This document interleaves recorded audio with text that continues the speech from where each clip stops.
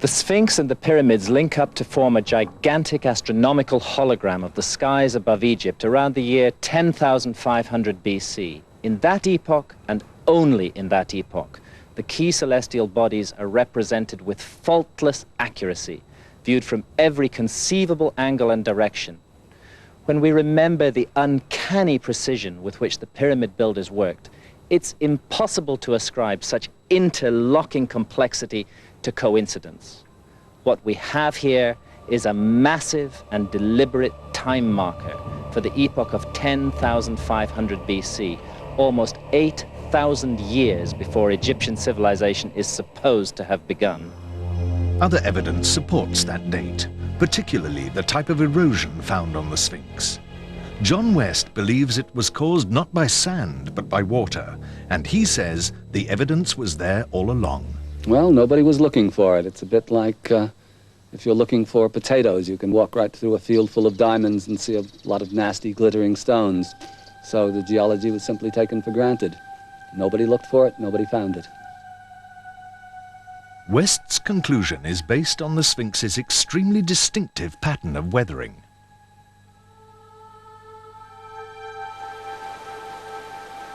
You don't even have to be a geologist to look at it and see what must have been responsible for that kind of weathering. Only water pouring in sheets over the enclosure wall could have produced those rounded contours.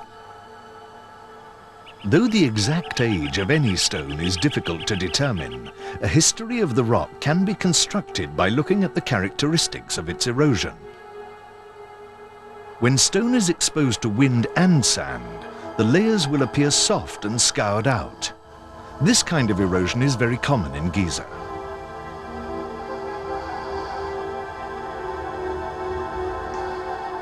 But the Sphinx and its surrounding pit are worn differently.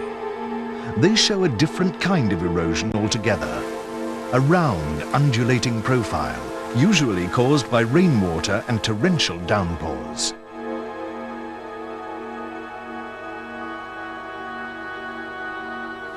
When confronted with this evidence, Egyptologists deduced that the flooding of the Nile would have caused the damage. But John West disagrees.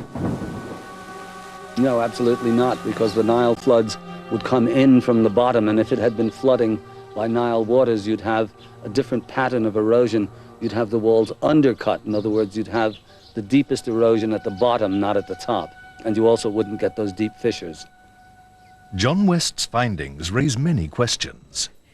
In the ensuing debate, geologists side with him, but Egyptologists have so far offered little response to his conclusions. Journalist Paul Roberts. West is really an academic's worst nightmare, because here comes somebody way out of left field with a thoroughly well thought out, well presented, coherently described, beautifully written, full of data you can't refute, and it pulls the rug from beneath your feet.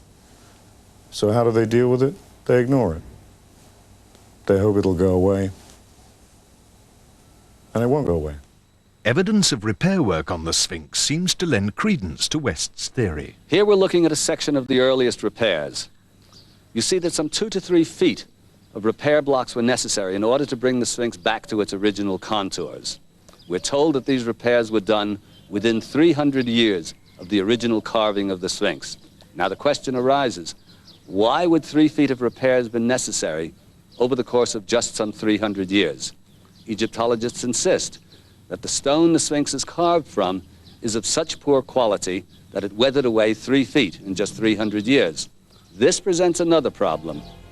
If the stone the Sphinx is carved from is of such poor quality, and the Sphinx was carved 4,500 years ago, it means that at the erosion rate of a foot a century, the Sphinx would have disappeared some 500 years ago.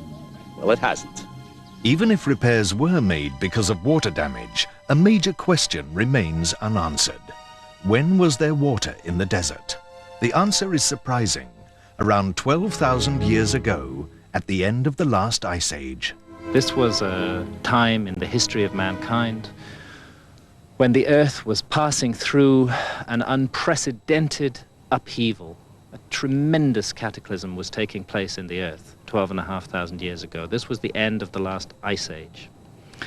There had been 50 or 60,000 years of relatively stable conditions with millions of square miles of ice covering the northern hemisphere. And suddenly, for reasons that no scientist has yet fully fathomed out, all of this ice melted in a span of just 2,000 to 3,000 years. The ice cap that covered northern Europe and America at this time was 2 miles thick. The melting was sudden and widespread, and it produced flooding of biblical proportions. Egyptologist Tekra Hassan explains. Egypt experienced major and dramatic changes at the end of the Ice Age, particularly about 10,500 BC, when very high, exceptionally high floods covered the floodplain and ended things both in the Delta and the Nile Valley in general. John West expands his theory. I think the history of the Sphinx goes something like this. Long ago, before Egypt became desert, the Giza Plateau was a fertile savanna. At its very edge was a large outcrop of natural rock. An unknown group of sculptors, taking advantage of its prominent position, carved the rock into a giant face. May have been the face of a god or of a lion. Time passed. Shifting weather patterns brought torrential rain to the area, signaling the end of the Ice Age. The rains weathered the lion to virtually the shape we see today. When the rain stopped, the once fertile savanna turned into Sahara Desert. The wind-blown sands buried the statue up to its neck, for thousands of years, protecting the body and its telltale traces of water weathering. But what about the face? Still eroding away, diminishing in size. Possibly it was recarved. Certainly the 4th dynasty kings who built the pyramids around 2500 BC uncovered the Sphinx and further fashioned the face in their image. Pharaoh Khephren didn't build the Sphinx, he restored it. As further proof of their theories, John West and his fellow investigators point to another structure they believe could date back to 10,000 BC. It too shows unmistakable signs of being weathered by vast amounts of water. It was discovered at Abydos in the early 20th century, buried under sand.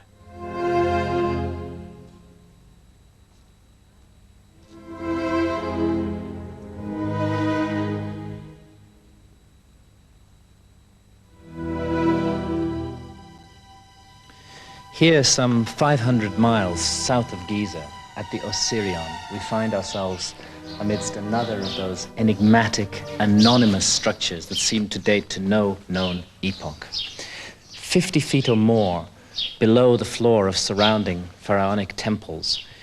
Is it possible that this is just one amongst many structures like this buried beneath the sands of Egypt? Later pharaohs came and added their reliefs to these walls, but originally this structure was anonymous and bare, left for future generations to interpret. Those who hold unorthodox views about the Giza Plateau find further confirmation in the Egyptian creation myth. Robert Bovell explains. Every civilization refers to a creation myth, a beginning.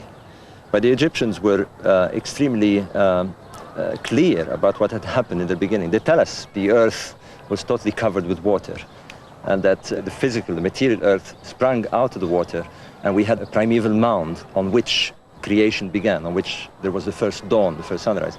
It's as if, for example, the king who built those pyramids was reenacting that moment, that time of the gods. It would be normal for them to want to commemorate it, to freeze it, if you like, in a grandiose expression. I think if there is the original primeval mound, that's it, Giza. Indeed, the texts refer to the place of Giza, of Heliopolis, as being the location of creation. Perhaps we should take them literally. They tell us that this is the place of creation. And what else we would expect of that fantastic moment of creation than monuments of this sort to commemorate?